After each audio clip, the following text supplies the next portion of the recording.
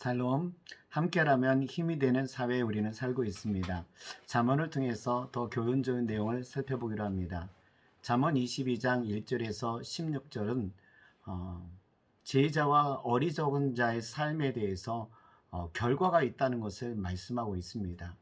그럼에도 불구하고 이 지혜자와 어리석은 자의 삶 속에서 하나님께서 우리에게 주시는 교훈이 있습니다.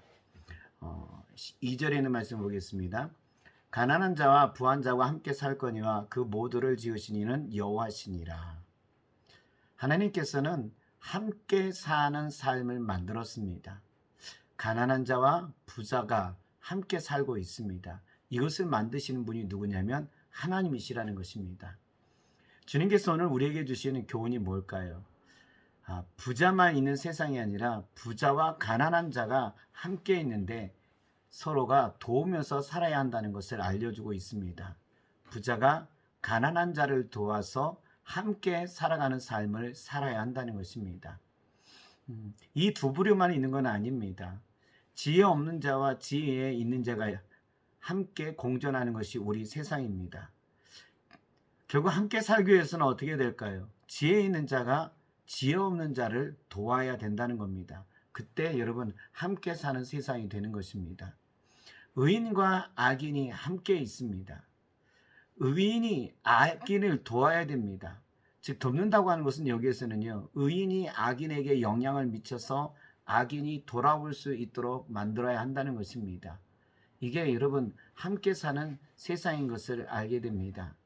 주님께서는 이 세상을 만드셨고요, 부자와 가난한 자, 의인과 악인, 지혜로운 자, 어리석은 자를 다 하나님이 만드셨다는 것입니다. 근데 이들이 함께 살아가도록 했다는 것입니다. 그러면 어떻게 될까요? 함께 살아가기 위해서는요, 어느 한쪽이 영향력을 미쳐야 됩니다. 한쪽은 영향을 받아야 되는 상황인 것을 알게 됩니다.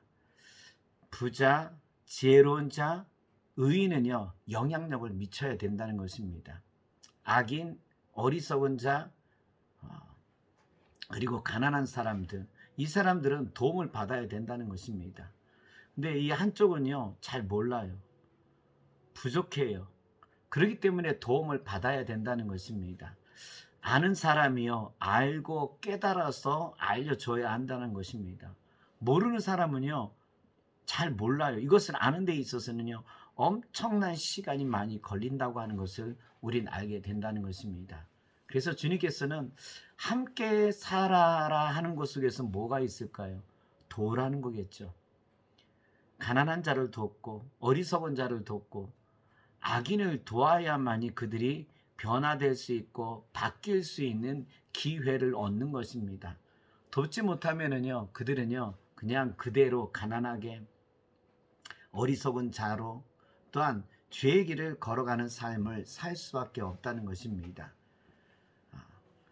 이거는 마치 뭐하고 비슷하냐면요, 이것과 같습니다. 먼저 태어난 사람들이 나중에 있는 사람들을 가르쳐요. 이건 어떻게 보면 자연적 이치지요. 먼저 태어났고 먼저 배웠고 먼저 알았기 때문에 나중에 태어난 사람들을 위해서 가르치고 알려준 것은 자연스러운 것입니다. 여러분, 근데 이거와 마찬가지예요.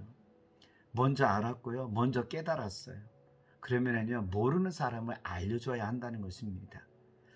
나는 알고 있는데 저 사람은 몰라요. 그럼 가르쳐줘서 의인의 길로 가게 해야 된다는 겁니다. 어리석은 사람을 지혜로운 사람의 길로 걸어가게 해야 된다는 것입니다. 여기에는 먼저 알고 깨달은 사람들이 이 일을 해야 된다는 것입니다. 먼저 태어났다고 하는 시간적 순서뿐만 아니라요, 먼저 아는 것, 먼저 깨달은 것들, 이 시간적 순서에 의해서 모르는 사람을 가르쳐 줘야 된다는 것입니다. 그때 여러분 함께 가는 겁니다. 우리는 함께 가야 됩니다. 어떻게 하면 함께 갈 수 있습니까? 도와줘야 됩니다. 이것은 섬기는 겁니다. 도와주고 알려주는 것, 잘 섬기게 되었을 때 함께 갈 수 있습니다. 이런 함께 가는 삶이 되기를 원합니다.